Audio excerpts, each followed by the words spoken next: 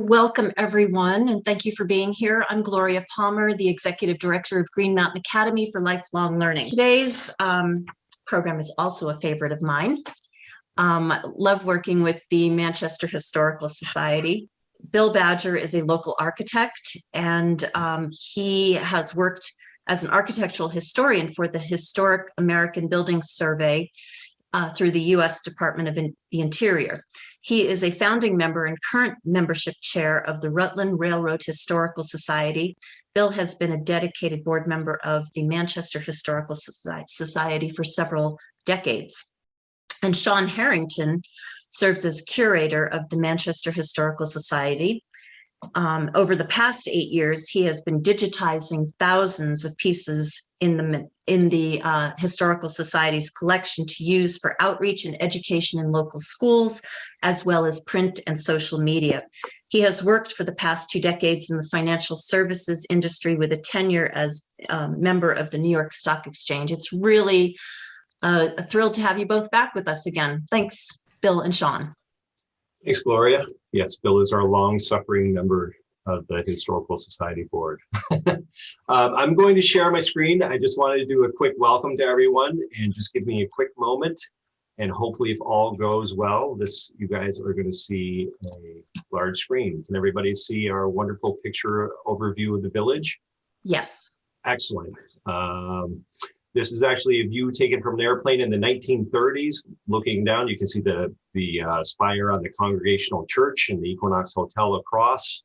And up in this part of the screen, can everybody see my cursor as I wave it around? Yeah, good. This is the current Equinox golf course. But before we get too far into this, I just wanted to say, Gloria, thank you very much for having us. We're going to go down one side of the street and back up the other. We're going to go from roughly the former Mark Skinner Library down to Taconic and then back up the other side of the street. Between Bill and I, we could probably keep you here till sometime around midnight, but we are going to keep this brief. So by all means, hopefully this will leave you with questions. And if you have questions, we encourage you to reach out to us.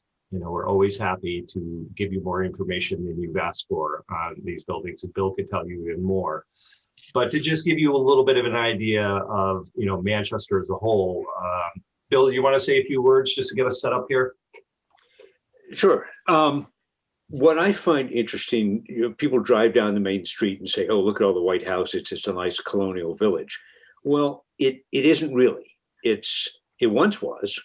But what you're looking at is a summer colony, probably pretty much as it existed in the late 19th, early 20th century.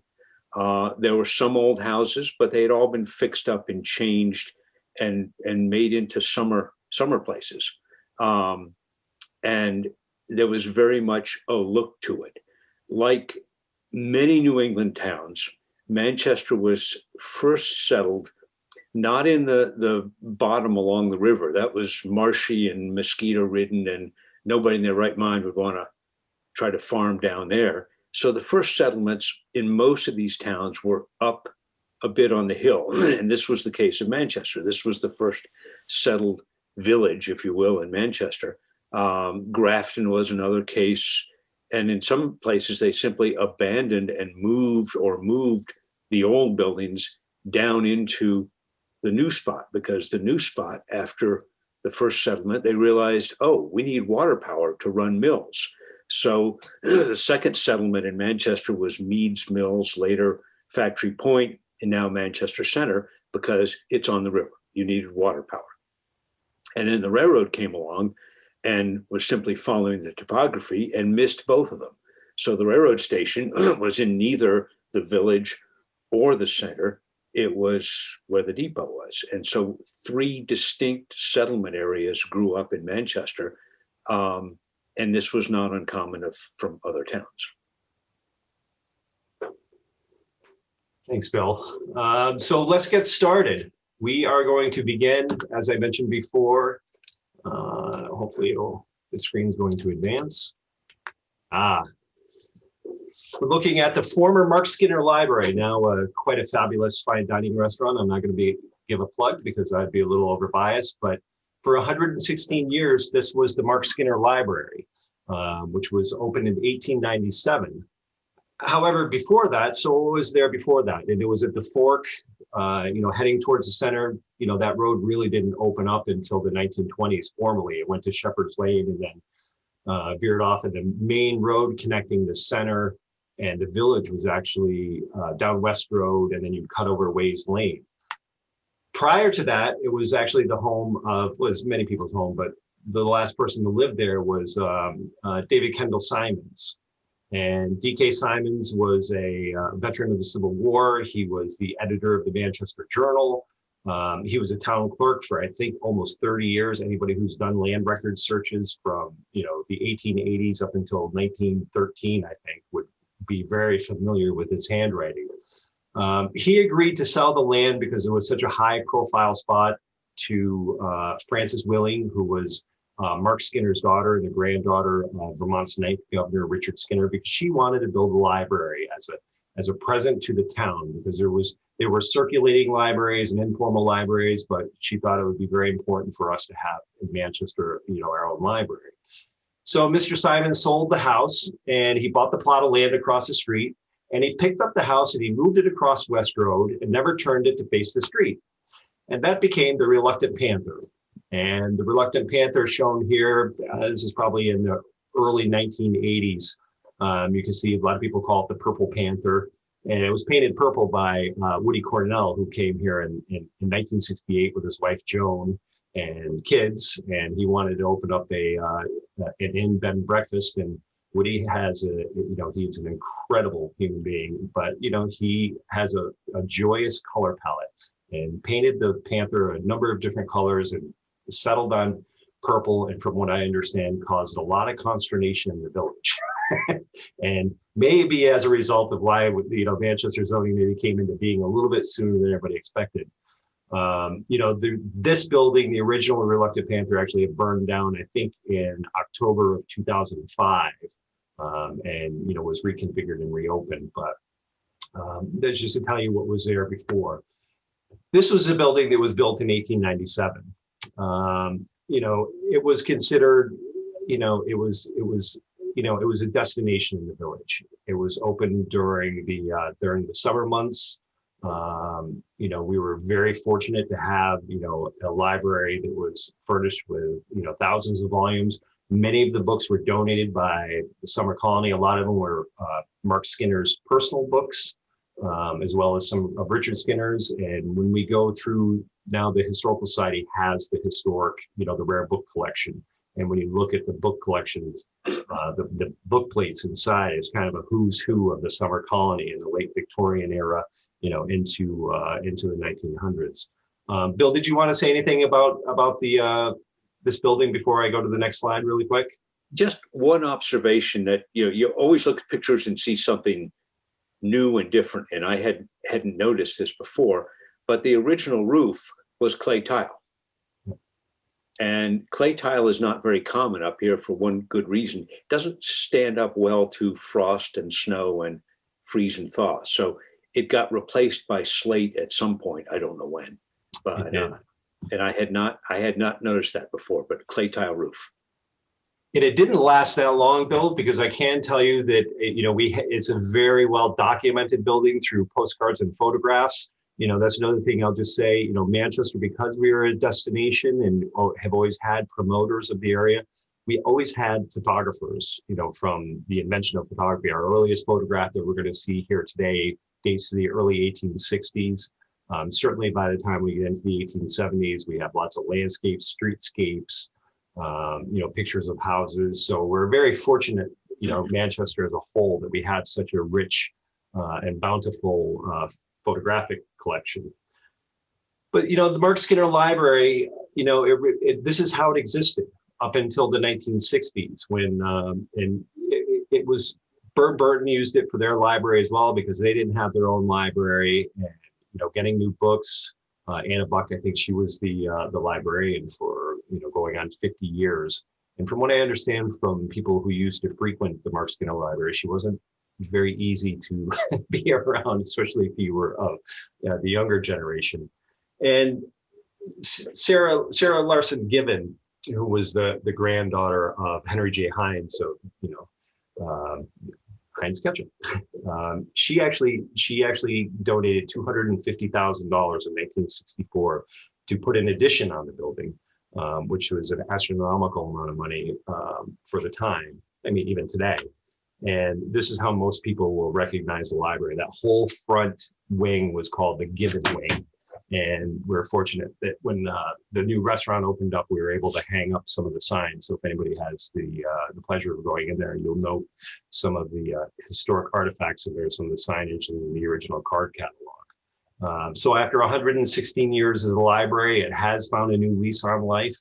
And certainly, a focal point of the village. So what we're going to do is we're going to start on the west side of Main Street at the corner of Seminary Avenue. And we're going to look, this building is no longer there. This was the Congregational Church Parsonage, which was built in about 1868. And there's a funny story.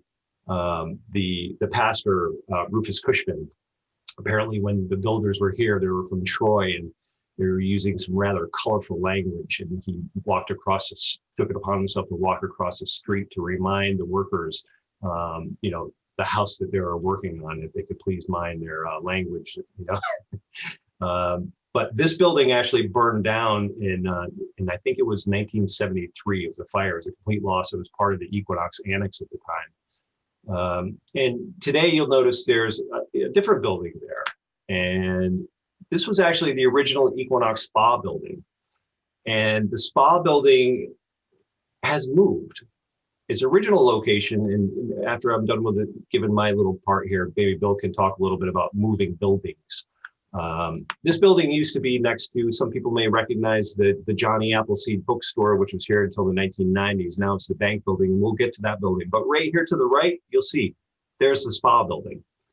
And the spa building was used mostly as a photography studio. It was one of the original gathering places for the Southern Vermont artists, in the late 20s, early 30s, and they were starting to come together. There'd be shows there. A lot of poetry readings. Sarah Cleghorn, Robert Frost, Dorothy Canfield Fisher would often give orations in this building. It was used for many different purposes. After the parsonage burned down, about 1975, they kind of started doing a shuffle of buildings, and they picked it up and they moved it. But in the 45 years or so since it's been moved, it was, here it is as the Equinox Studios and Spa. And apparently they did actually pipe in from one of the springs, and there was a fountain there. So that was kind of the nexus of the spa part of it. And you could drink Equinox spring water while standing on Main Street. And it also became the Dealey Gallery for a while. Tom Fitzsimmons had his shop in there. And Ivanex, did I say that right, Bill? What was the name of it? The maker of the Alpine Slide. They had their offices in there for a while. Advantech, yep. Yeah, Advantech, sorry about that. And the American Museum of Fly Fishing was there. And today it is an investment advisory firm that's been there for a number of years. One curiosity, when it was at one point it was a doctor's office, and the wing out back had a lot of modern, at the time, Anderson windows put in. Well, Anderson windows had a plastic grill in them, so they looked like a divided light window. And when it became the fishing museum, they didn't need a lot of windows, but didn't want to change the look of the building, partly because they didn't want to deal with zoning in the village. So they simply put black plywood on the backside of the windows and made a display area. Well, the one thing they hadn't bargained on is the solar gain now in this little heat space melted the plastic grids into spaghetti bowls. So you'd want, all these windows had looked like a piece of artwork hanging in them that I think if you go back to the original slide. Back to the original slide, this one? No, before that. Keep going back. That's as original as we got. It's in the wing, in the back wing. And they had these artwork hanging, spaghetti artwork hanging. And oh, how would they deal with that? Well, Ted Hopkins came to the rescue and took a hacksaw blade. They had, of course, locked all the windows. So he took a hacksaw blade, reached up in and cut all the locks so he could raise the sash from the outside and fish out the ugly sculpture that was in the window. So if we need to break into a house, give Ted Hopkins a call. Is that what you're saying, Bill? Yep, he's perfect. Next down the street, we're going to look at the Charles Orvis Inn. And the Charles Orvis Inn was actually, Charles Orvis actually lived there. He lived in a number of different places, and you'll hear his name as we move down the street.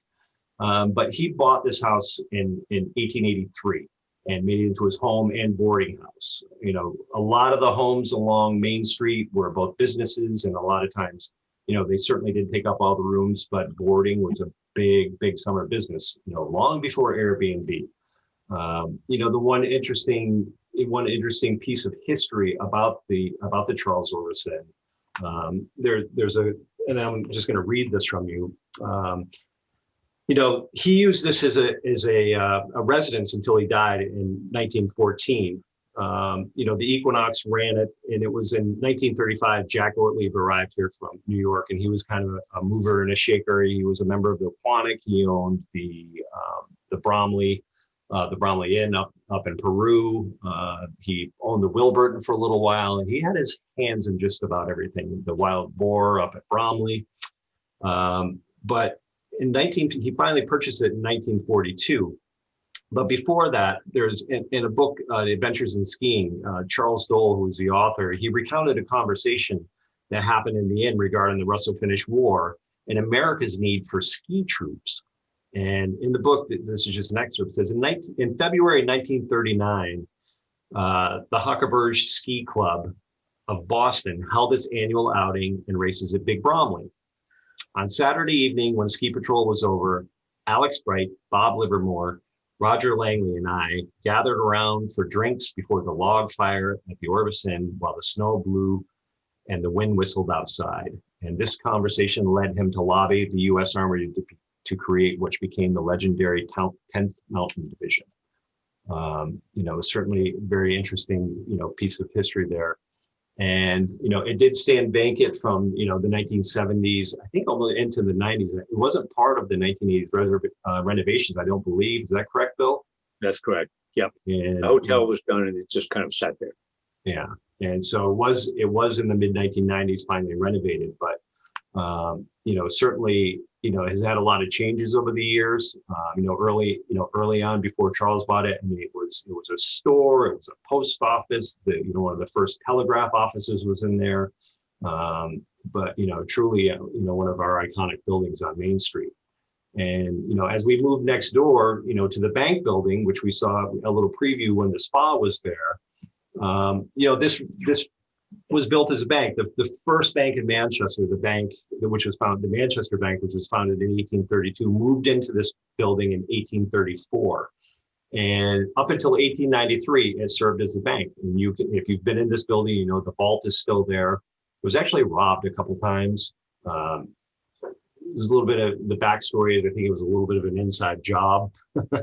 But Charles Orvis purchased it and opened his fly tackle shop on the first floor. And then in 1903, he added a second floor. And if you look at this picture of this, you can see there's kind of a defined line across here where you can see the brick color kind of changes. And that shows this whole section up here was the second floor that was added. And that's where the fly tying ladies went. You know, we have a great picture here. Let me see. I think it's my next photograph. Yeah, this is when it was the CF Orvis fishing tackle, and he had goods, and he sold bicycles, and of course, you know, this photo was taken in the days before air conditioning, where everybody sat out on the porch and the rockers along Main Street on the sidewalks. But really, I think what a lot of people remember it as is the Johnny Appleseed bookstore. And Johnny Appleseed, not to dive too deep into this, but originally started in a little building behind the Mark Skinner Library in 1934.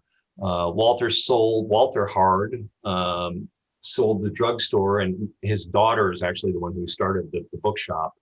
And he opened up the Johnny Appleseed bookstore right next to the old drugstore in Equinox Jr. The picture on the left is Walter standing in front in Equinox Jr. in front of it. And then, in 1949, he actually purchased the old Orvis or bank building and opened up the Johnny Appleseed bookstore, and where it kind of became a Manchester institution. And Deary Taylor, or Frederick Taylor, he bought it in 1965, and he stayed there until they closed up in 1994.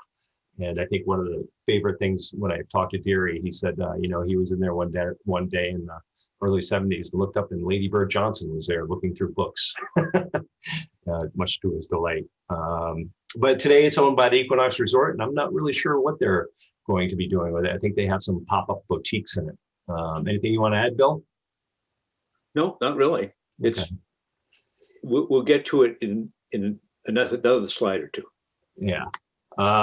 So, now we're going to go into a section which we're going to talk about in probably the next 3 to 5 minutes, which we could probably spend about 2 hours talking about, and that's the Equinox. The Equinox has two very distinct hotels. You have the Equinox House on the north end, and then on the south end, originally, was the Vanderlip's Hotel. And Vanderlip's was actually built in 1839, and it was built on the site of where the original Marsh Tavern stood. Marsh Tavern had been torn down previous to that, and Munson's Tavern had been there. But the Marsh Tavern is where the Green Mountain Boys met, the Council of Safety met all during the pre-revolutionary era, during the Revolutionary War. Marsh, turned Tory after the Battle of Saratoga. Fled to Canada, but ended up coming back to the area. He was never allowed back in Manchester, the town of Manchester. He actually settled in a house. It's actually just across the street from the Chanticleer restaurant on Route 7. And the old salt box is still buried back behind those buildings that are there across the street.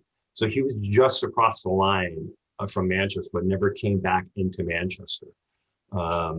But anyway, there's a whole book on that by Mr. and Mrs. Brown. You could look up. It's called William Marsh, Loyalists, Patriots. Wonderful. You can get it at the bookstore. So you had Vanderlip's Hotel and the Equinox. And you can see the Equinox opened in 1853, was opened by Franklin Orvis, who basically took over his father Levi's home after he died in 1849. The railroad was laid in 1852. Franklin certainly recognized, that could bring a boon in tourism and people coming to the area. He added on to his father's original store and residence, and had the two very distinct cupolas up top, which are mimicked over on Equinox Jr., which you'll see a little bit later. And the two hotels were in competition with each other.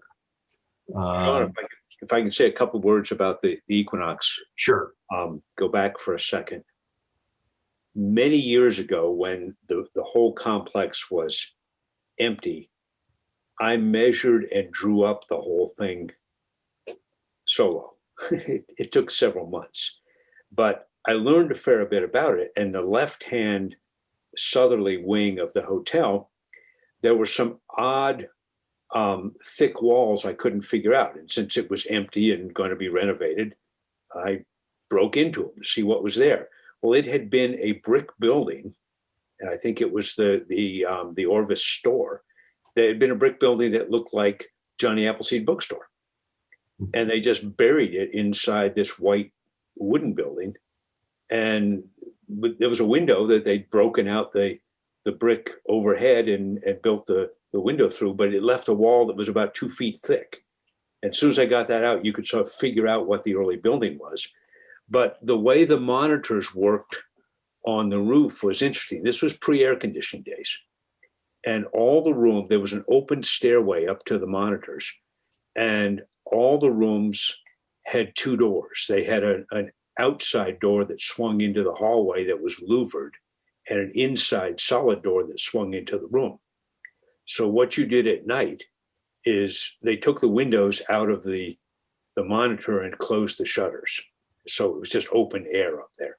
And you would close your louvered door and latch it, and open your solid door on the inside and open your window.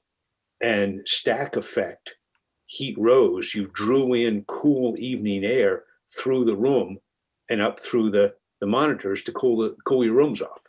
It was a pretty clever thought, but they were still there when I was measuring the building in the 1970s. I don't think anybody had used well, maybe they had. There was no air conditioning there, so they may still have used that. And they're very lucky there wasn't a fire, because those open stairways would have torched the building in a hurry. So Mr. Vanderlip, Martin Vanderlip, who's now a resident of Delwood Cemetery, he added a third floor onto the building and onto the main building, where you can see the Vanderlip's Hotel sign right here. And it put him into such debt that he actually had to sell it in 1854 to the Gray family, who renamed it the Taconic. And I know I've talked to a few people who, looked up the Taconic resort that we have now, and then they see this old picture and they think it's the Equinox, and it causes some kind of consternation. But so it was the Taconic for a little while. And of course, as I said, these etchings, predate photography, but of course, as soon as photographs, photographers would take pictures of both of them. So we're looking at would have been the Taconic when this photo was taken, and just a mirror, and there we have the Equinox house on the north. And you can see over here, the road used to actually, Union Street used to go from Richville Road all the way to basically, the top of West Union Street now, up where you go parking at the Red Gate parking lot to go up to Equinox Preserve. And, little by slow, that changed. In 1880, finally, Franklin Orvis was able to buy his southern neighbor, and he connected it by a second floor walkway, which you can see over here. And you can still see the street going between the two. And up here is actually the Equinox Spring Water Bottling Company and Spa, which was, we could do a whole story about that, but that building's no longer there. That's where the Equinox dumps all of their landscape debris now.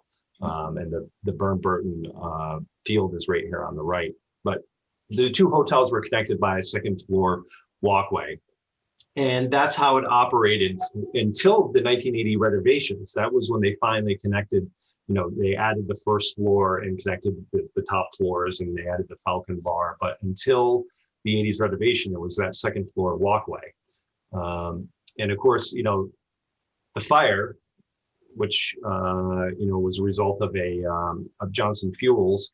I guess they had turned one of the trucks into a blowtorch, which almost burned the entire thing down. And that happened in 1985, January 1985, Bill? Something like that. January or February. And that truck, it was interesting. They were carrying a portable propane tank to feed the propane heaters.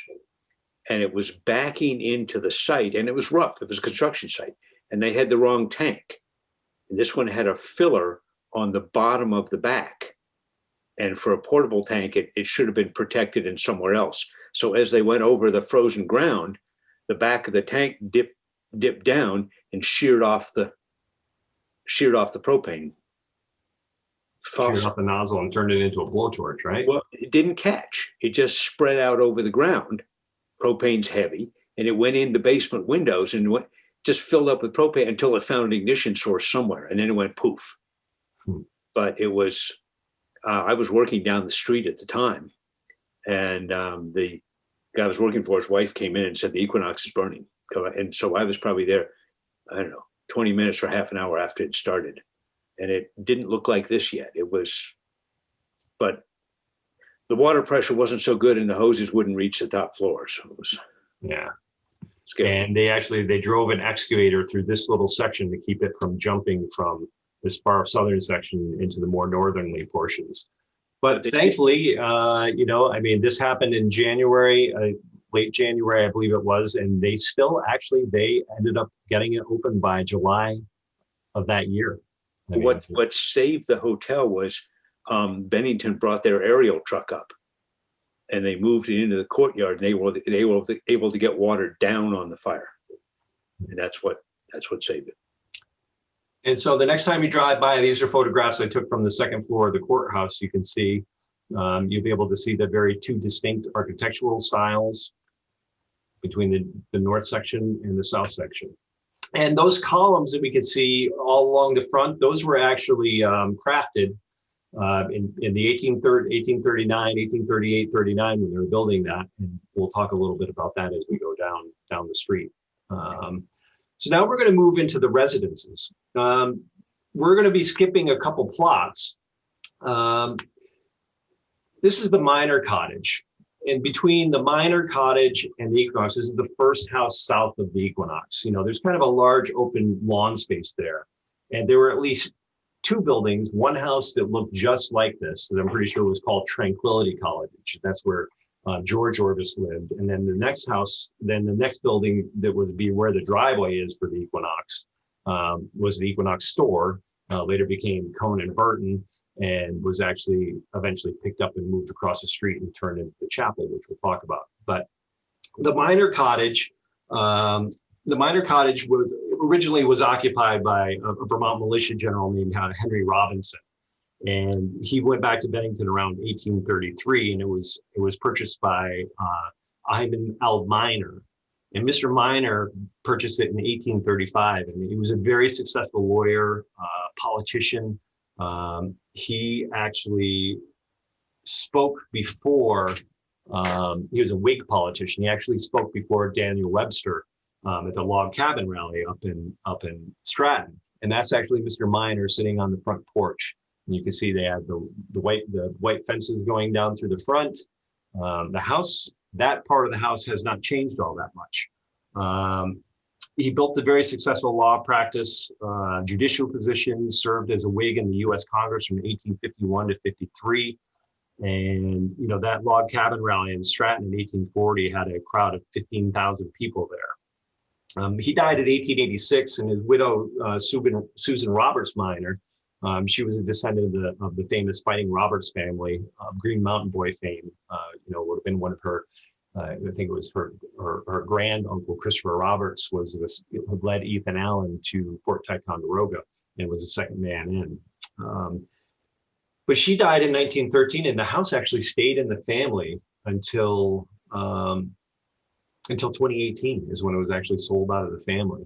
And a lot of people may remember this very distinctive front door on the house, which was one thing they didn't keep. I was a little disappointed, I will admit. The new owner is wonderful, but he did change the front door. And this is one of the few federal period houses in town that has kept its look. Many of the houses were changed, modified, everything, but with the fan light over the front door and the small pane windows, the front of the house never really got changed much. The next house down is the Skinner Cottage. And the Skinner Cottage is named for Richard Skinner, who I mentioned before. He was the father of Judge Mark Skinner, who the library was named for. And he came to Manchester in 1799 from Litchfield, Connecticut. You know, and his father, Timothy, was a veteran of the Revolutionary War. He settled originally on Skinner Hollow Farm, which is south of town. A lot of people may know the Severance family. He's been in the Severance family, I think, since 1948 or 49 or 47, I think. Cutler Severance bought it, and Eric still lives there. But when he moved there, it was a little too far away from town, so he came up into the village sometime around 1802. I don't think the house looked like this by any means, and Bill would probably agree, but you know, certainly it's probably the house that Richard knew is buried in there somewhere. Well, I can comment on that because my mother-in-law bought the place from the Ethel Pugh estate, I think in the mid 80s, and it was a derelict. It was absolute derelict. And in getting into it, the original part, Shawn, if you go back to the left two windows on the ground floor it seemed to be a small, almost kind of one-room cabin with a corner fireplace. And there were multiple layers of walls had been built up over the years.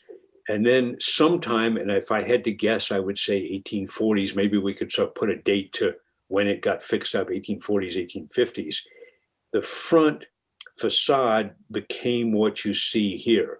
5 bays on the ground floor, 5 bays on the second floor. The porch and everything is Italianate post-Civil War. But sometime and I was guessing around 1900, they decided to make the house deeper in the back by about 10 feet. So they put a new, they weren't wasted, unlike Newport and places where they put a lot of money into houses. Manchester was always just for an image in the summer. So they built a new wall in the back, but they didn't bother to put a foundation under it. They kind of laid it on the ground, which of course had rotted off. And they made the roof deeper because now they had a deeper building, and put these dormers up on the roof. And it was casual construction at its best. They didn't even double the rafters under the edges of the dormers. In some cases, they didn't even put a rafter under the dormers. They were resting on roof boards. There was a post in the middle of the back, kind of beyond the front door, back of the house, that was in the middle of the dining room. So that was inconvenient. So they sawed the post off and hung the joint in the beam with a 2x4 with about 20 or 30 nails hung from something up above. And as it sagged over time, as it was going to do, they just hung a new flat ceiling underneath it to hide the sag in the ceiling. There were about 2 or 3 hung ceilings under, getting lower and lower in the dining room from the structural embarrassment that they'd created by sawing a porch off. The porch became an open deck that wrapped around the left side. That was pretty well rotted off.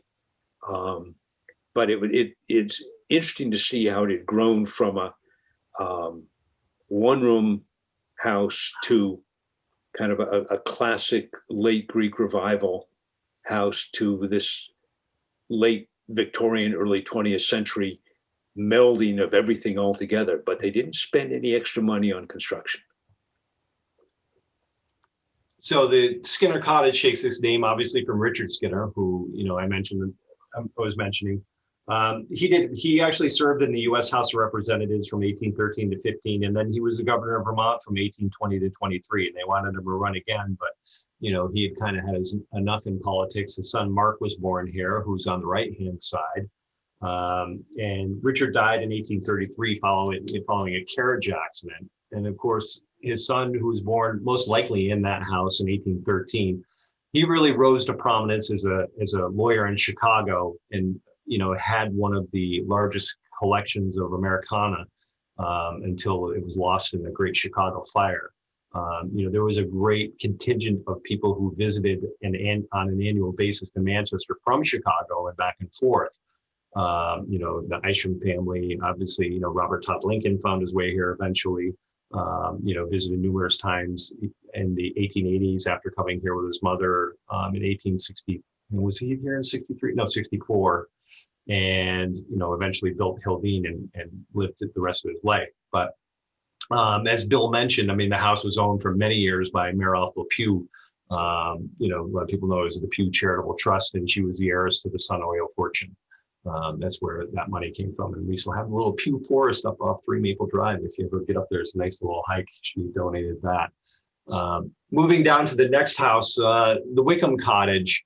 The Wickham Cottage, a lot of these down here. So it was in the dates probably into the 1790s, and Robert Pierpont operated. His daughter, actually, he had a daughter, her name was Fanny, and she married that lawyer who moved next door and of Richard Skinner. The governor married the barkeep's daughter, and they had a son named Mark. But in 1864, there was a Yale graduate in the Burr Seminary, headmaster, Dr. Joseph D. Wickham. He purchased the home after he retired after 25 years of headmaster of the seminary.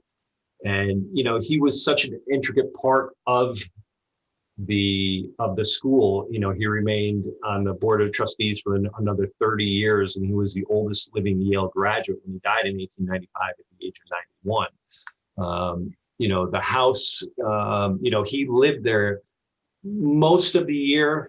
He did travel. It's a little bit unclear where he went. He was also well connected with Middlebury, but the house was somewhat occupied in the winter as well, although it doesn't really look occupied during this picture. This is probably taken in the 1930s. But he and his wife were really cornerstone citizens of the village. You can see them there on the left. Dr. Wickham and Mrs. Wickham, and she was heavily involved with the Congregational Church. He doesn't look like a very fun guy. Frederica Templeton, who's our president of the Historical Society, and worked at Burton for a long time and wrote the book, or she wrote the text for Castle on the Pasture. Spent an enormous time working on Dr. Wickham, and went down to Yale to go through his papers. And he was very passionate about the school. He was known to go down to the train to give students rides from the train, or he would pick up students and give them rides in his carriage up to the school. Absolutely dedicated himself to Burr Seminary and then later Burr and Burton. Shawn, if you could back up one or two photos. That's right. This was the house that I was thinking of specifically when I said it was an earlier house that had been modified for summer use.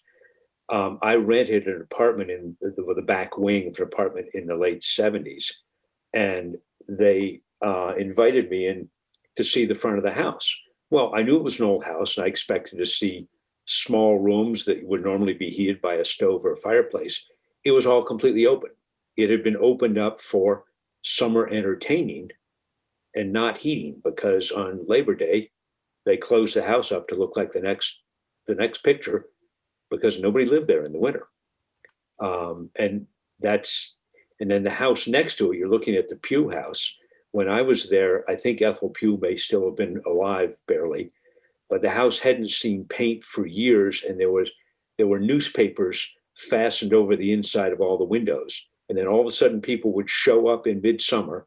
The newspapers would come down. Somebody would show up from Philadelphia, I guess, for a week or two, and then the newspapers would go back up, and the house would go back into hibernation for the next year. And that's what a lot of the village was back then. It just show up, use it, and be gone. So the next house, we're down at 3467 Main Street.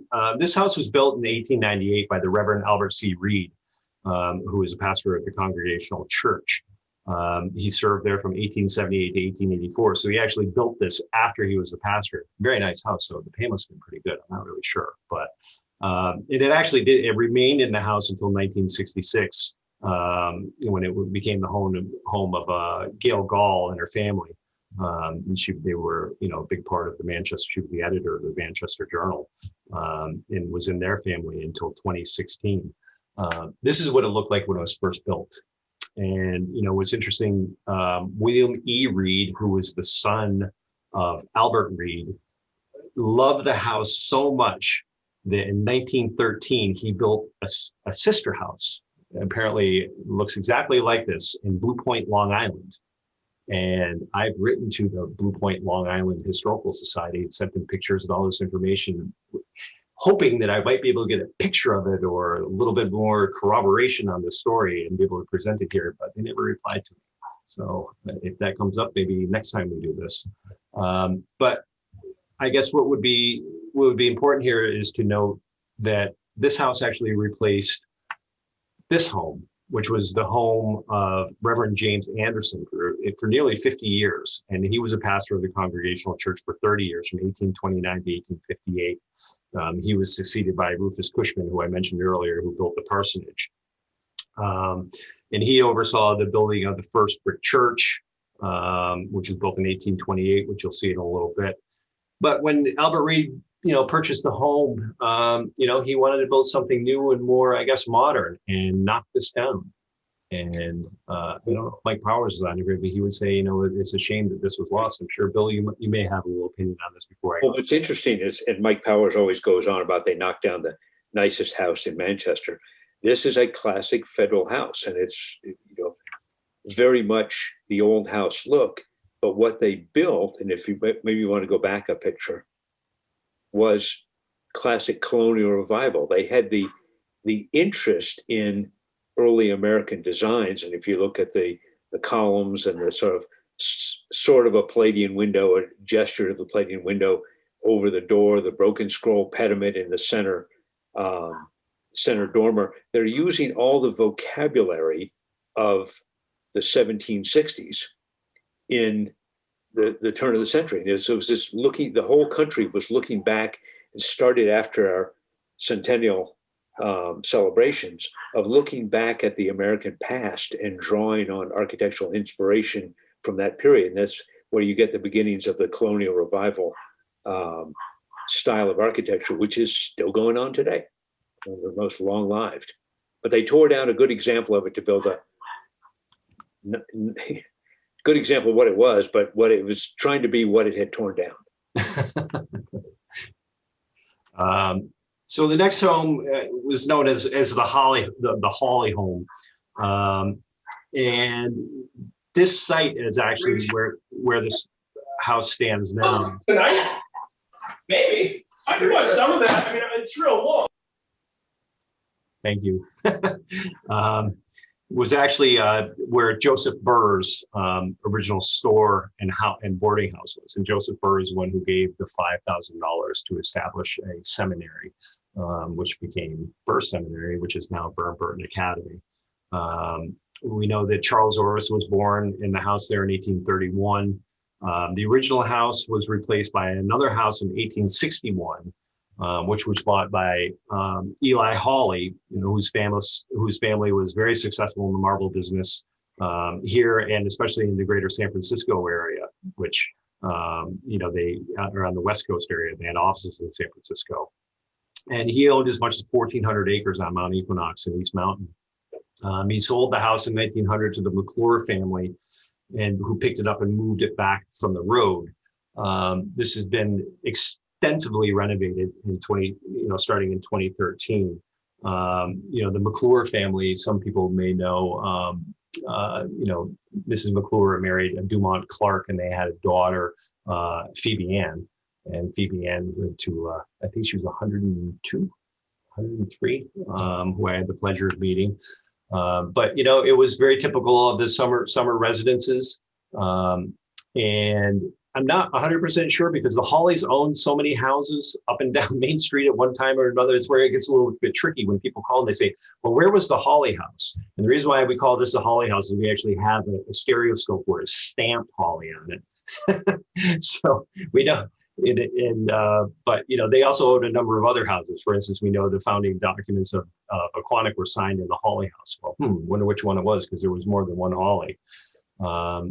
But what I wanted to do was I just wanted to lean into, on the right-hand side here, you can see this porch.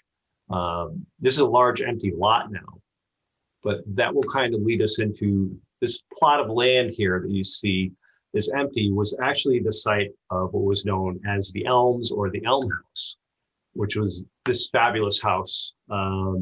It was built sometime around 1800 by Serena Swift, who was a lawyer. James Anderson lived there for a while as a brick building. And James Anderson lived there before he bought the federal style house that was just up the street. His daughter Carolyn was born there, and she was among the first women to attend Burr Seminary in 1849. They were called the 49ers, and they were a part of William Burnham's Latin class, first women allowed to the seminary in 1849, which was very progressive for the time, and certainly in Vermont. In 1839, it was purchased by Bernice Raymond, who was the first cashier of the Manchester Bank. Horatio Walker owned it, and Horatio Walker's son-in-law was Charles Orvis. And Charles used this as a summer boarding house. This is actually taken during the era when Charles had it as a boarding house. You can see all the people out front there. He lived there until he actually purchased his cottage just up the street, now the Orvison in 1883. It was purchased by a Dr. Augustus Brown from Brooklyn. And Mr. Brown's son-in-law was a gentleman named John Jacob Gunther, J.J. Gunther. And Sarah Larson remembers old J.J. Gunther, and she said, our neighbors, the Gunthers, would arrive in Manchester a few days following us.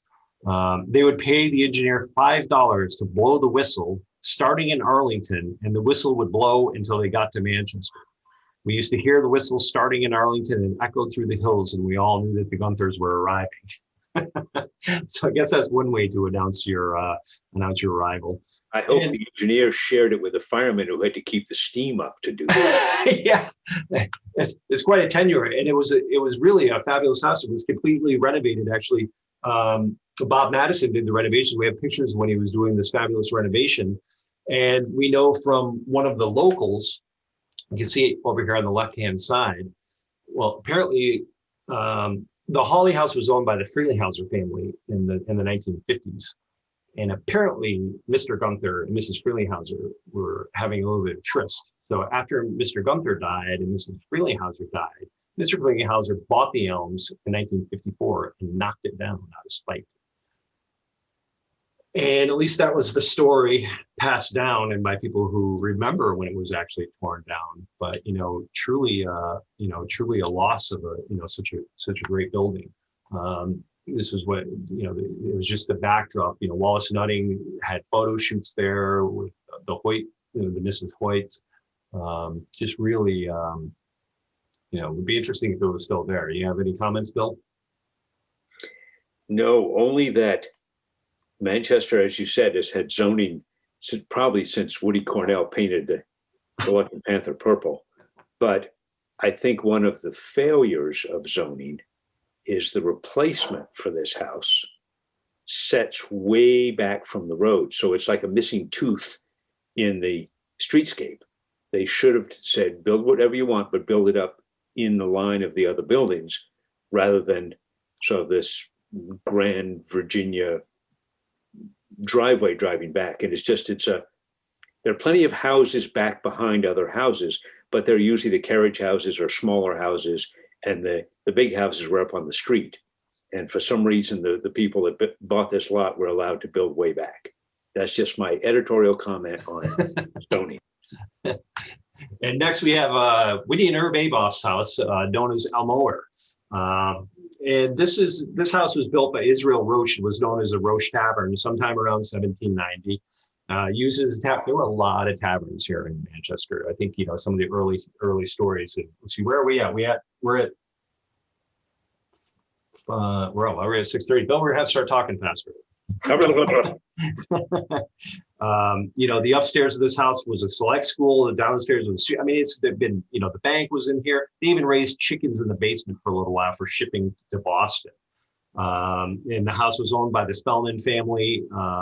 Later, Matilda Spellman married Dr. Clark Burnham of Brooklyn, and their daughter Lois Burnham, she actually ended up marrying this young man named Bill Wilson from East Dorset, who went on to co-found Alcoholics Anonymous, and Lois co-founded the Al-Anon family groups, and so there's it kind of has an interesting past in that regards. But Dr. Burnham was also a co-founder of Aquanic, and owned the house until I think it was sold out of the family in the 1930s. And it was called Almoer for a very obvious reason. Used to have a big grand elm tree out front.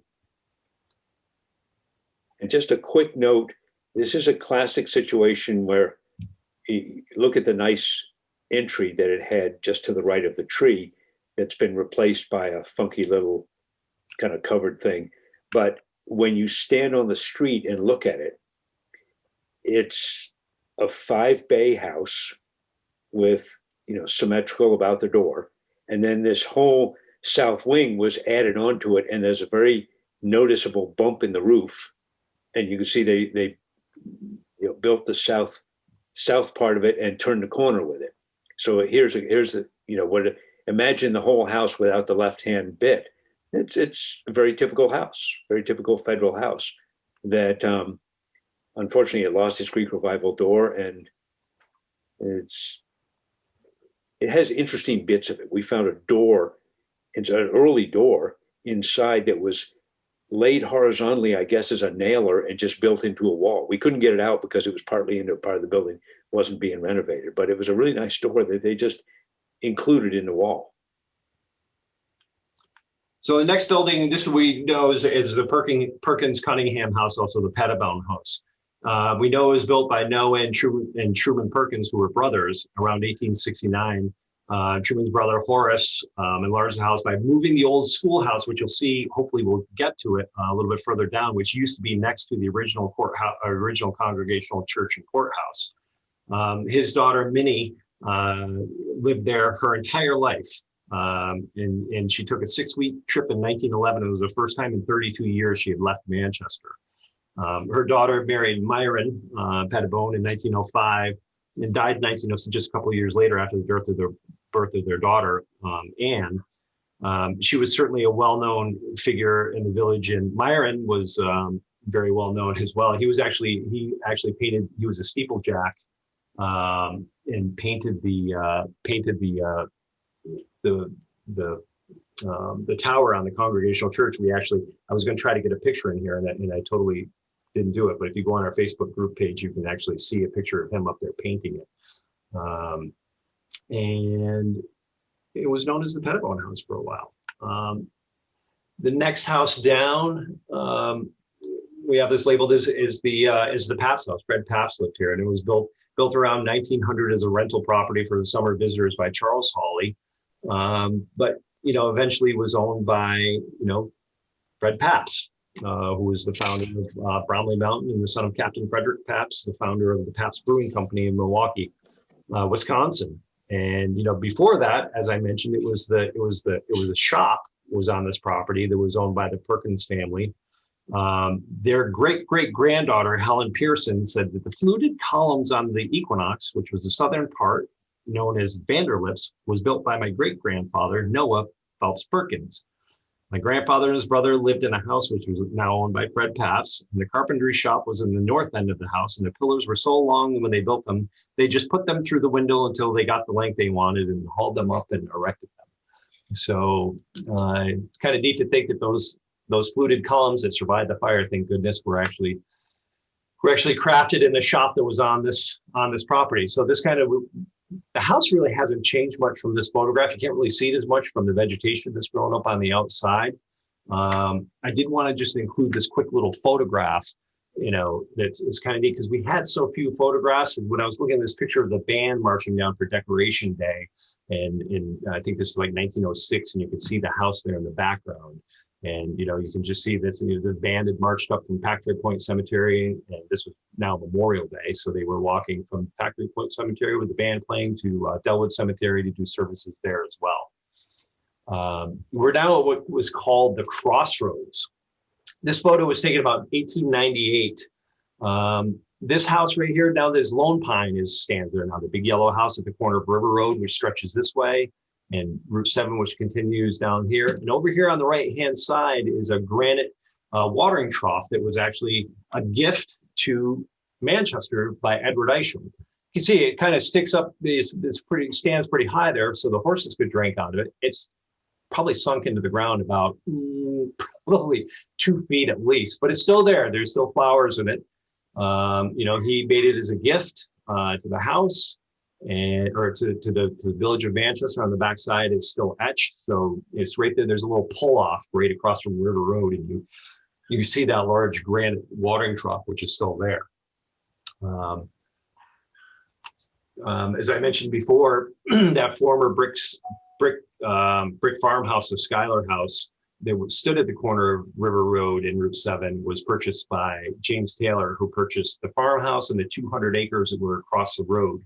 And that 200 acres became the core of what is the Aquanic Country Club. And that all transpired in 1899. And that's when there was really a big building boom. They opened up Taconic Road to open up the cottages for the summer visitors that they anticipated would increase because Aquanic was coming there, and it was going to become a draw for the area. And Lone Pine really hasn't changed very much at all.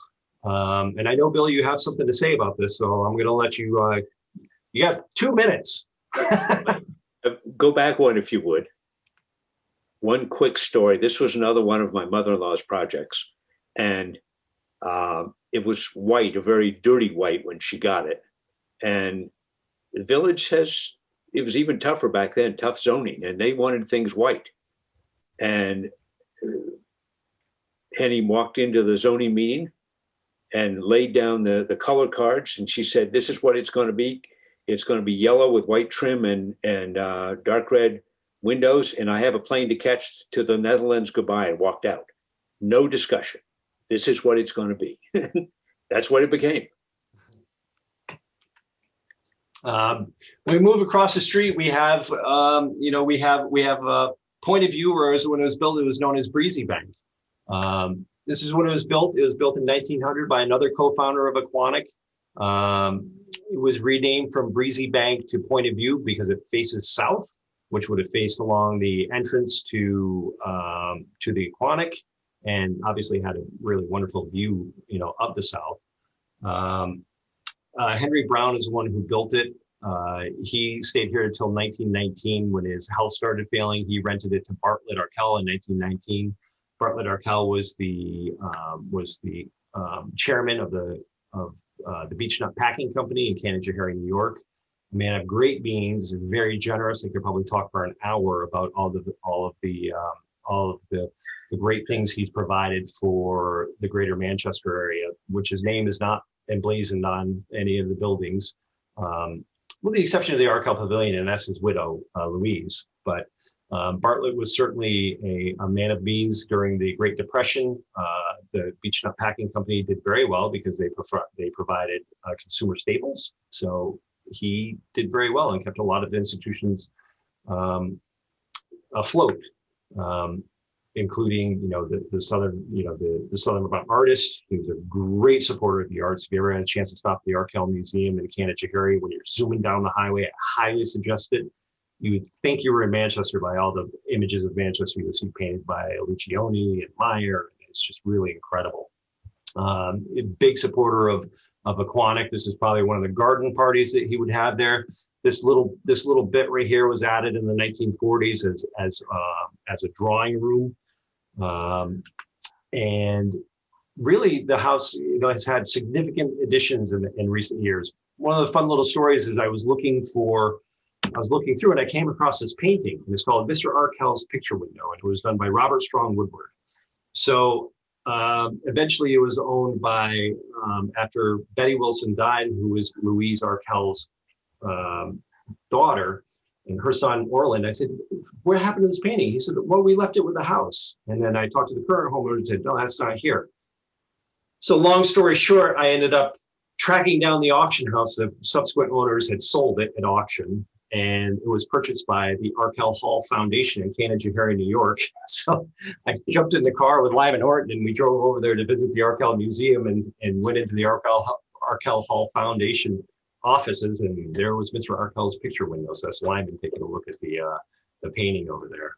So just kind of a neat little story. It's going back, Shawn, for just a second. I know we're short on time.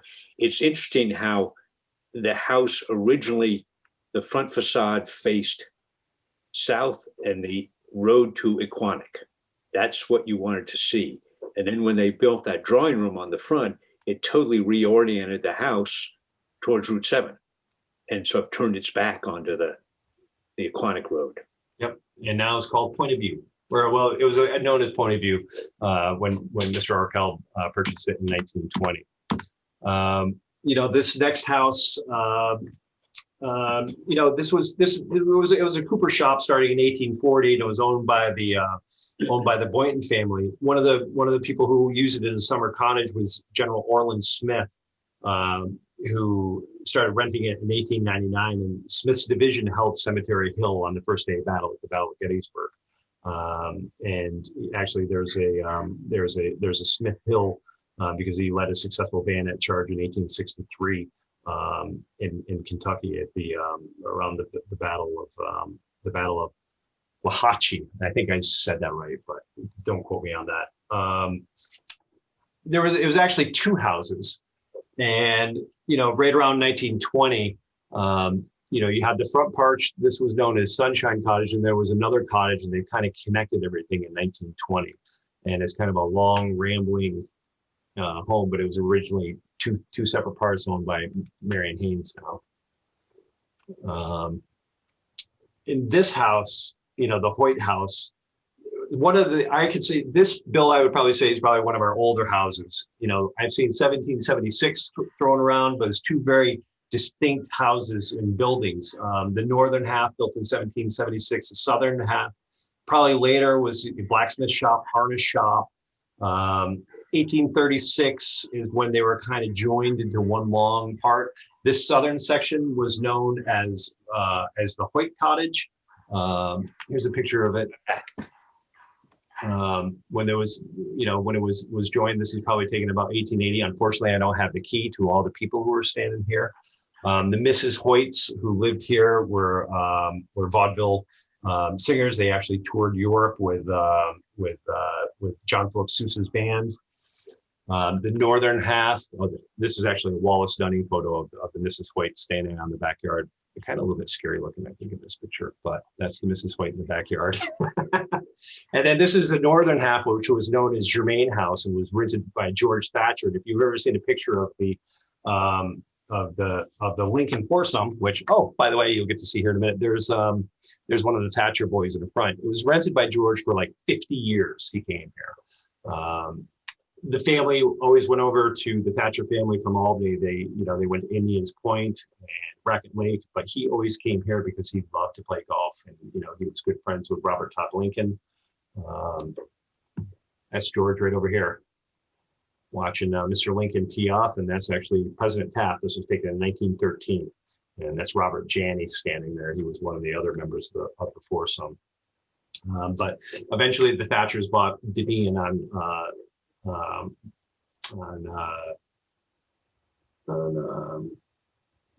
just drew a total blank. Whoa.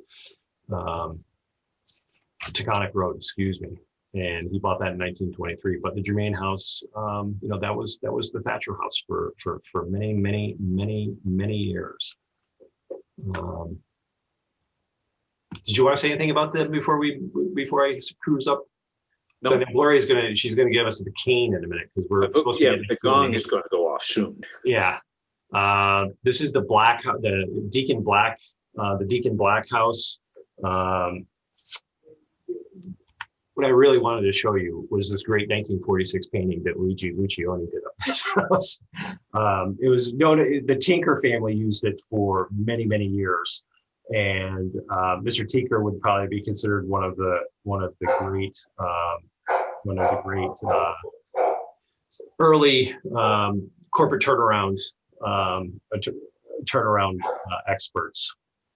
He was known as the doctor of sick corporations because he sat on 67 different companies and he would turn them around, distressed companies. And this is the entire Black family sitting on the side. This next house, I know Billy will have something to say. This house, the site of this was actually was Helen Black's house, who was the granddaughter of the Deacon Black. That Tinker family, he bought it from her estate in 1942 and used it as a guest cottage. Sarah Given Larson, who I mentioned, who gave the money, who was the granddaughter of Henry J. Hines. She said, as a small child, we often rented Helen Black's house. Osmond G. Felt, or O.G. Felt, the shoemaker, lived next door, which we'll see in just a moment.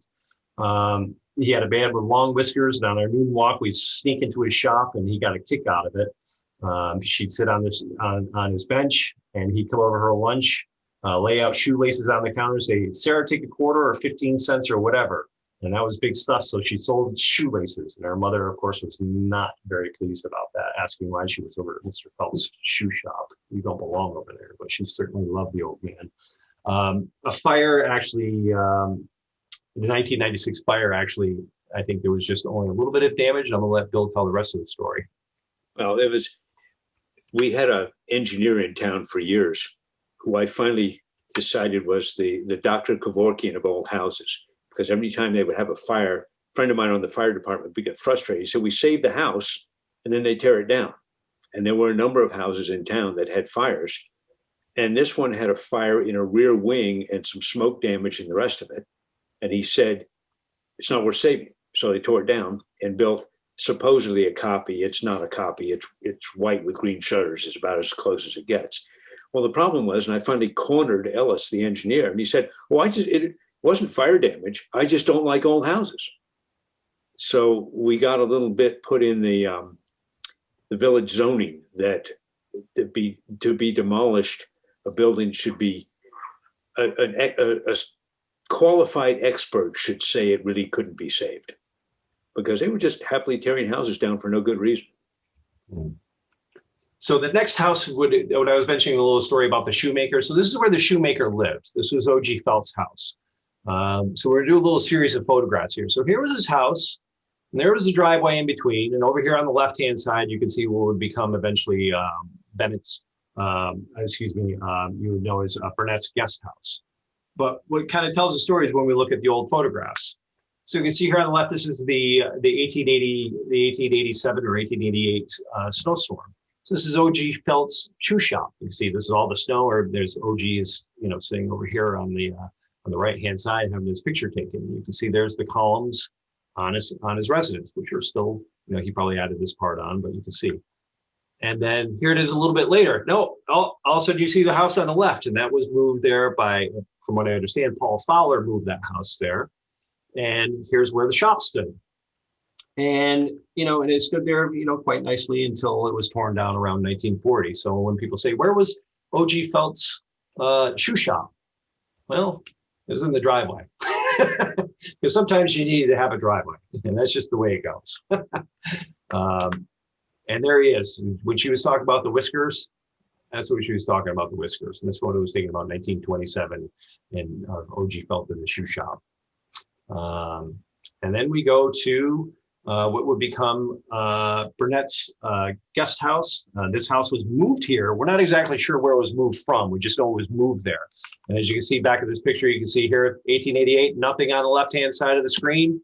A few years later, there's the house there. So we know that, there was an empty lot there, and Paul Fowler moved it there. We're not exactly sure why. Apparently they didn't deem it important enough to mention it in the journal, so I'm not sure.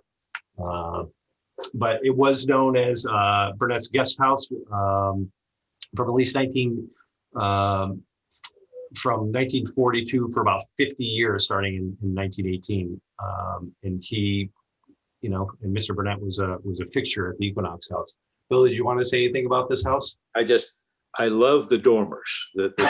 How do you put a shed dormer on a hip roof house and not keep it looking like the Flying Nun? Well, you don't. So how are we doing, Gloria? Is it okay if we get a little bit long in the tooth? I mean, I know that we're running a little bit long. Yeah, what I just wanted to say is that if anybody has to leave at 7 o'clock, they're free to exit Zoom. But I think we can keep going for a few more minutes. Okay, great. Because I'm hoping I'll be able to wrap this up within the next 7 or 8 minutes. So I'm sorry that we're going a little long. And there was when it was Burnett's guest cottage, without the dormers. The next house, the Fowler house. This house was actually the Alice Tavern.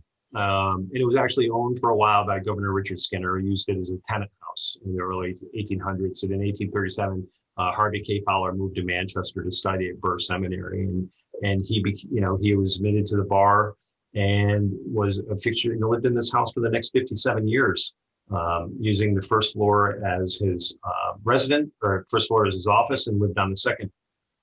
He was Register of Probate, Master of Chancery, and the deputy county clerk.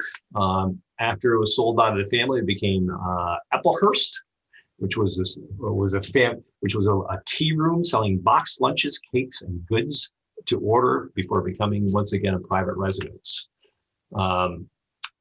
This house was Francis Fowler's house, and we did some work on this build not too long ago. And we figured it was about 1902. So what I'm thinking is this house over here may have actually been the house that Paul picked up and moved over next to the Felt house, but I'm not sure. And then it's just a working theory. Nobody can really dissuade me from saying otherwise, but we figure it was built about 1902, Bill. Is that what we figured out? Yep. Give or take. And it was rented to summer visitors for many years. One of them was Albert Tagg, who was the president of the German American Bank, and who was considered a loyal American during World War I, which was, truly he was allowed to keep his position. And then Tom Farley, who was the manager of the Equinox House, owned it in the 1960s, and his son Richard has some really fun stories, which aren't appropriate for me to tell here about growing up and some of the stories here. But and most recently owned by Judy Livingston, and now is undergoing a complete renovation, to say the least. I know last time I visited Judy, she said, there's still no insulation in the walls. As I mentioned before, St. John's Chapel actually started as a store across the street on the south side of the Equinox where the driveway is. And it was Susan Roberts who actually, when the original Episcopal Chapel, which was on Seminary Avenue, it was built in 1867, where the current post office stands, was in such disrepair because of there was a seasonal stream that ran underneath it. Basically, she basically helped underwrite, purchase the store, purchased the plot across the street, and they moved it across, and they salvaged everything they could from the original sanctuary. And the St. John's Episcopal Chapel that we see today is there as a result of Mrs. Viner's good work. This house, I got to tell a fun little story. I call this the Lancaster House, which was built by W.B. Burton. And there's a great transcribed history of H.K. Fowler and Charles Orvis. And Charles Orvis said he remembered they used to have a horse-driven engine to power the machinery for a chair shop. And the horse was actually in the basement, and they cut a hole in the floor, and the horse would stick his head up through the floor. And they always knew if they were working because you could walk up to the front windows, look through and see the horse's head bobbing up and down. And I still want to go in the basement of this place to see if the framing is still there for when the horse was there. I told the story and I've been introduced. I apparently can Airbnb it, and I have to get in touch with it. But it was rented from the 1920s to the 1940s by the Lancaster family, who he was an industrialist. And the reason why I keep mentioning Lancaster, because if you've ever been in Delwood, right when you go in the southern entrance, you'll see the big Lancaster mausoleum, and that's his permanent residence. But he lived just south of Equinox Junior, which has those two Belvedere dormers. Is that what they're called? Belvedere dormers, I think sometimes. Belvederes. Yeah, just a Belvedere to match the over on the Equinox house. And so Junior, I'll give you my spiel, and then Bill will tell you a little bit.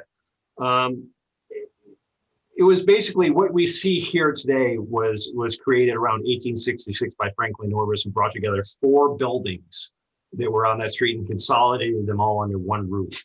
They included a tavern, the original courtroom, and jail, and he turned it into a 51-room hotel as overflow for the Equinox, which opened in 1862. The Manchester Journal was in there for a while. It's been a number of businesses. Used to be connected to the music hall out back, but was mostly referred to as Equinox Junior. And I know Bill has something to say about this. Well, I worked on it in the early 80s, and it was at that time a complete derelict. It was unsafe. I measured it, but there were a couple of rooms I wouldn't go in because I figured I'd go through the floor. Shawn, if you want to go back one, the building on the right was an existing house that was there. And in the attic, they raised the eaves to line up with the eaves in the middle section. And so you could see up where they just jacked the eaves up, I can't remember, 8 or 10 inches to line them up just because. Then the middle section, or the section with the monitor on the sort of next to that, was part of that 1866 construction as far as I could tell.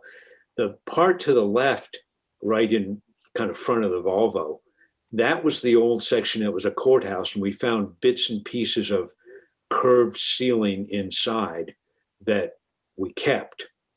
That was where the foundation had collapsed. There were barricades, you couldn't walk where that porch was. It was kind of hanging in there by nothing. The Connors came in, we jacked the whole thing up and basically inserted a new building in the old shell. So everything inside is new because everything inside before was past its sell-by date. Then right behind the yellow sign was another infill. And I think that's where Hard's bookstore was.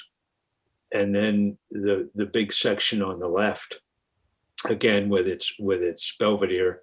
And then the little one-story section on the very left was added later. It was there in World War I because there are pictures of, buy war bond trucks out front. There it is. Yep.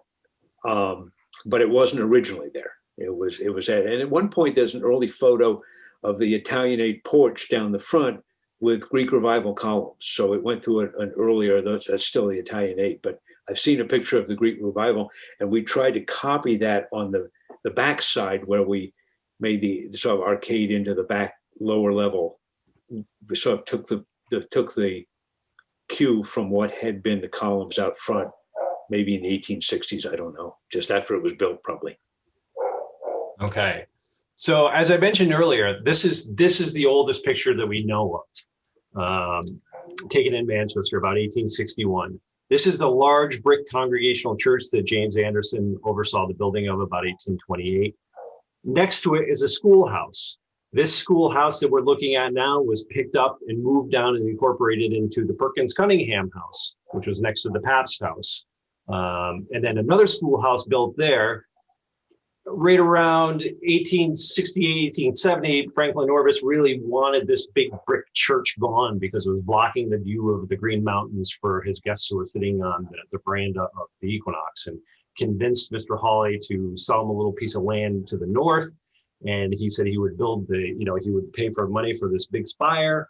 And they picked up the schoolhouse that was here, moved it to West Road. That original schoolhouse burned down, and then another one was built to look just like it, and they moved it back from the lot, and that's the Manchester Music Festival House, which is at the corner of Dillingham and Franklin Avenue now.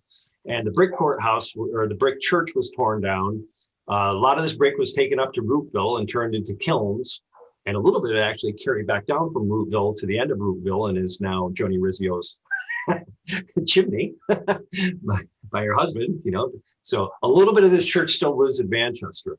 And we can't prove it, but I suspect the pews became the seats in the courthouse. But it was really an imposing, structure, and you can probably see why Franklin wanted it moved. So this is what the Congregational Church looked like when it was built in 1871. It was originally green. If we had more time, I'd tell you why I figured out it was green by climbing up in this part of the building. This was originally green slate. They removed the slate because obviously in the big wind, all that weight was too much, and apparently it still creaks pretty well in the when the wind's blowing. What I want to do is we got 2 more slides, Gloria, and then we'll be done. Okay. The 1811 house, we could talk for an hour about this, but it was built by Jeremiah French, who was one of the first settlers, and he turned Tory as well and fled to Canada, and his property was confiscated. Purchased by Jared Munson, who enlarged it, remodeled it into a boarding house in 1811 and added the 2nd floor. They actually just lifted the whole thing up. It was actually purchased by Charles Isham and his wife, Mary Todd Mammy Isham, who is the daughter of Robert Todd Lincoln. And it was used, and Isham was Lincoln's private secretary in London, while Lincoln was actually the minister of Great Britain. And after he died in 1919, Mammy and her son Lincoln lived there until her death in 1938, when Henry Robinson bought the property in 1939 and renamed it the 1811 house and operated as name. The little cottage was built in 1941. And then Jack Hurstone, and Jack's the one who painted it that color. Now it's brown now. Right, Bill? Jack researched color a lot. He wanted something that was distinctive and not white. And he did a lot of research into paint companies up in Brandon. And that's where he came up with the brown. I happen to think the brown was more of a utility paint for railroad cars and equipment, rather than a fancy paint for the Main Street. It's more of a Victorian color, but that was that's what he came up with. Why he wanted to be different and stand out. Yeah. So the last little section I have to talk about, because one of my favorite things in the village, is the Soldiers Monument. It was built by W.H. Fullerton. It was originally supposed to have a standard bearer over here on the side. This is from the original files, and as you can see, it ended up being a colonial era officer. It was just a colonial era officer. It wasn't modeled on Ethan Allen, because nobody knows what Ethan Allen looks like. This is Mr. Fullerton down here. He did hundreds and thousands of monuments, and this was one of his favorites. And this is when they were installing it in 1905, in the spring of 1905. That one base, Fullerton's Marble Works, were where R.K. Miles' corporate offices are now. This is down at the train station. You can buy summer furniture under this during the summer. But this is them. It was a team of 9 horses pulling just the base from the depot up to there. Just this one little section down here. Took 9 horses to pull that up. That's Mr. Fullerton standing there next to it. You can see they built the pedestal. 1896, they installed it, and then for the next 7 years, they couldn't figure out who they wanted to put on top of it, and to the point they were almost going to take down the pedestal. And finally, in 1905, they put up the soldiers' monument, and it was, the governor was here, and it was a big to-do.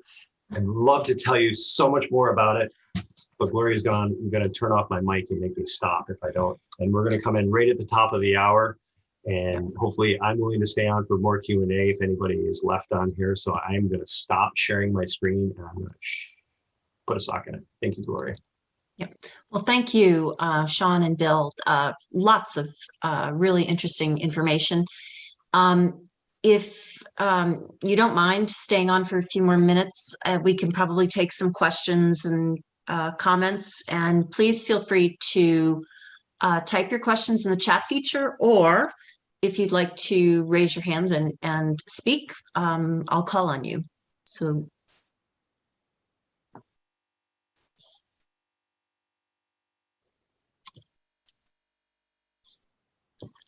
let's see. Eileen says, wonderful presentation. Thank you.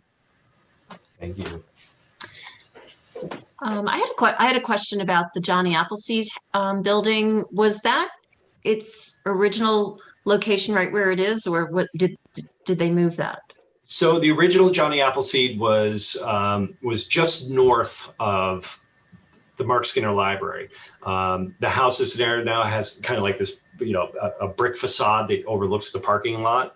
That's where the original little building that Walter's daughter opened up, and then she moved over to Equinox Junior, and then Walter took it over. And Bill was mentioning when he had the picture, it was right next to the drugstore, and then he moved over to the bank building where it stayed until 1994. Great. Somebody asked Bill Badger a question. I'm just kidding. He's not there. Let's see. We've got some comments. A truly outstanding talk, very informative. When did the Burn Seminary become a public high school? That's more recent. Obviously, I mean, it was Burr Seminary until 1860. I think it was in 1854 that they were left $6,000 by Josiah Burton, who wanted to erect a female seminary, or for the trustees to figure out how they could incorporate, they could make it a co-ed institution, which they ended up doing because they couldn't build another, and they voted to change the name to Burton Seminary. And the whole public-private, semi-private, I think it's still considered somewhat semi-private. Am I right on that, Gloria? Yes. I mean, it is a public high school open to Manchester and surrounding communities that do not have their own high school, but it is basically run like a private school with trustees and it had been seminary for a long time. I actually went to I'm an alum of the seminary, but they changed the name to Academy. I don't know when, but I think it was 2000, 1999 into 2000. Yeah. I don't have that information. Late 90s, I think. Yeah. Yeah. And that was met with not totally happy. Let's just stay on the Historical Society page. I don't refer to it as BBA because the natives will throw spears at me. Right. That's right. I just say Burton. Yes. Another question. Were the houses on Taconic Road all summer houses only? They were the first 5 that were built, which are the first 2 on the left-hand side and the first 3 on the right-hand side. You had the Willows, which is being renovated, the Gables, and then on the other side, you had what was known as Bidawee. I think it's called like the Christmas house, now it's white. And then Dunean and the Colonial. Those were built as cottages. There's a funny story. I think I told this on the last, when Orland Campbell was taking over the Battenkill locker from Red Hinckley. Red, who took it over from Mr. Eastman, Floyd had sent Red down to Taconic to take it down to the such and such cottage. And so he went down to the cottage, he went driving down, drove up and down Taconic, drove all the way back to the center and said, "There's no cottages on Taconic." But yes, they were all summer houses, and they were all built starting in 1900. And the story that Mary Bort loved to tell is somebody bought not one of those three, but a house further up that had been converted into a summer cottage from a barn or something. And Mary said in her article, it had been made into a house from an outbuilding, and they were indignant that their house had been an outhouse. There's a question that says, where did the summer people come from? New York City mostly.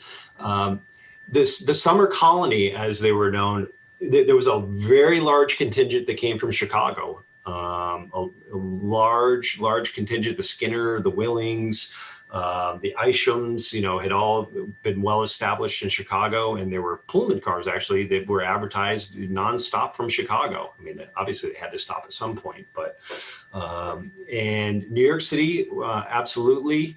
All this had to do with rail, which if you want to stay here till midnight, Bill could tell you about all those connections. Philadelphia was a big source of the summer colony. Because Manchester was competing with the likes of Newport, Rhode Island, Poland Springs in Maine, Saratoga. Those were all considered, summer destinations as well. But really, I'd say Philadelphia, New York, Chicago, and we got Baltimore. I mean, as far south as Baltimore, but those are the primary areas. A lot of it was who people knew, and we're going to Manchester because the so-and-sos are there. They kept their social circles. Old Bennington was essentially Troy, New York in the summer. And all the Troy was kind of the Silicon Valley of the country after the Civil War. And, but cities were dirty, and before air conditioning, you wanted to get out. So Troy, New York basically moved lock, stock, and barrel. All the families that could just moved over to Old Bennington for the summer. And I think Manchester was a lot of that. It was all who you knew and where they were going. Isn't the technology great? Because I'm sitting in Tucson, Arizona right now.